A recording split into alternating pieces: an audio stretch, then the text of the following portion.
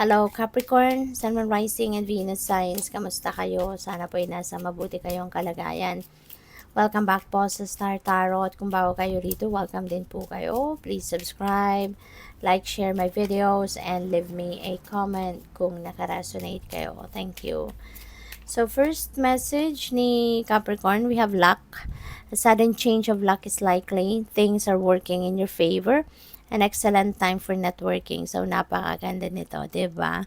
Mayroong biglang pagbabago, no, sa swerte ninyo, which is really beautiful kasi ito na yung tamang swerte. Ito na yung positibong swerteng dadating. So, this is good luck energy coming your way. Kaya, magsisimula ng magkaroon ng shift, no? Yung mga pangyayari sa buhay mo, magsisimula na ng mag-roll ang swerte. Ika nga, magiging paborable na sa iyo ang mga pangyayari sa buhay. Magiging positibo na yung mga epekto ng kung ano-anong mga bagay na gagawin ninyo sa ngayon. So, this is really beautiful. Excellent time din ito ng networking. Kaya po pwedeng you are making new friends. Sa ngayon, maaring marami din kayong bagong kaibigan na makikilala. Maaring merong kung sa negosyo man ito, po pwedeng mas marami kayong magiging kliyente, yung ganon. We have major life change. Time is right for major life changes as a new lifestyle or location brings great joy and trouble-free existence. So, malaki, no? Malaki ang mga malaking pagbabago ang mga mangyayari sa buhay mo. Sa ngayon, pwedeng merong magre-relocate sa inyo, pwedeng merong mag-abroad na dito, siguro tawag dito, magtatrabaho na sa ibang bansa, no? Pwedeng merong magma-migrate na sa ibang bansa or baka magre-relocate sa ibang bayan, no? So, that's a huge move, 'di ba? That's a big move na pwedeng gawin ng kahit sino man sa atin. Or pwedeng lifestyle, no? Magbabago na kayo ng way of life, kumbaga. So, good luck. We have communication. A reunion could bring love or a rekindling of friendship.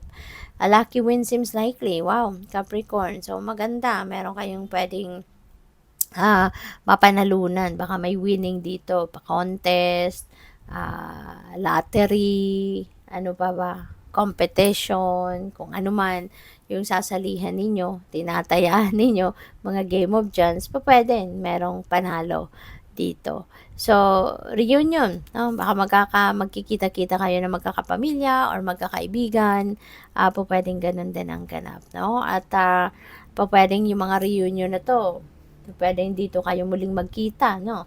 Ng ex mo.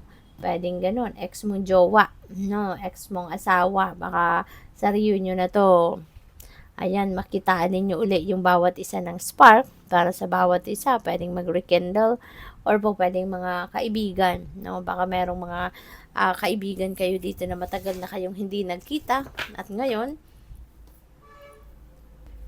maaring this is like a chance encounter, no? Kumbaga, at kayo yun, magkikita-kitang muli at muling babalik, no, sa buhay ng bawat isa bilang yun, magkakaibigan. So, what else?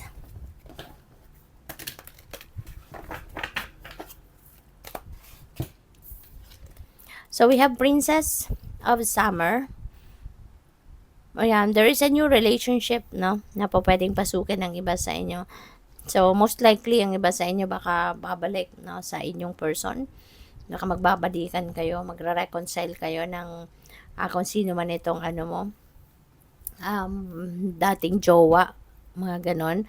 Or pwedeng this is totally a new love and romantic relationship. Baka bagong tao, no? Bagong tao itong makikilala mo, bagong tao itong magiging jowa mo. Maaari din na merong mga invitations to social events. Pwedeng merong mga invitation for party, invitation for reunion dito, mga ganon, ano, ang pwedeng dadaluhan ninyo. We have 10 of winter. Ayan. So, 10 represents endings and beginnings. So, this is really good. Kasi meron na ditong magtatapos. Meron ng mapuputol. Kumbaga, no, na difficulty, mga problema, masusolusyonan mo na yan. Magkakaroon ka na ng resolution sa kung anumang mga difficulty na to. Pwedeng sa ngayon, mahahanapan mo na ito ng solusyon, masosolve mo ng problema, at mabubunutan na ng tinik ang dibdib ninyo. Gagaan na rin ang pakiramdam ninyo, 'di ba? This is the end of a difficult situation para sa iyo, which is really good. So we have unity. Yan, maaari no na yung solusyon na yan sa problema mo, dahil din natulungan ka ng kung sino man dito na siguro hiningaan mo ng advice, maybe because of the advice of your mentor or your spiritual guide, spiritual counselor, mga ganon. Siguro ano din yan, no? Makakatulong din sa inyo. Maaring yan ay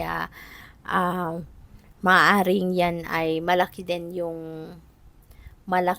yung naging epekto nito sa iyo. Maaring nakapag ano ka, maaring nakapag-isip ka ng mabuti, naisip mo kung ano talaga ang dapat gawin, anong makakatulong para maging magaan ang pakiramdam mo, masolve mo ang problema. So we also have the Four of Spring, and yeah, no, since mawawalan ka na ng problema, since masusolve mo na kung ano man ang mga difficulties na to, ayan, you are going to celebrate, no? You're going to have fun and celebrate sa ngayon. So which is really beautiful. Kumbaga, siguro ito na din yung simula, no, ng pagkakaroon mo ng contentment, ng kapayapaan sa isip, sa dibdib, clarity, magkakaroon na din kayo ng happiness and peace. So good luck. Thank you for watching. Love and light. Namaste.